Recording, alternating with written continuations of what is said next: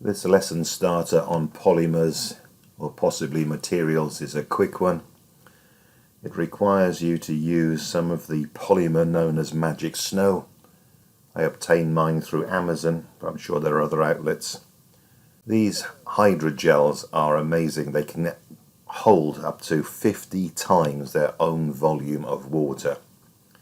So as you can see here, we've added a small depth, 5 to 8 millimeter depth of Magic Snow to a beaker, and I've poured some water on top. It could be tap water, it doesn't need to be distilled. If you add too much water, you don't get a snow, you get a sludge.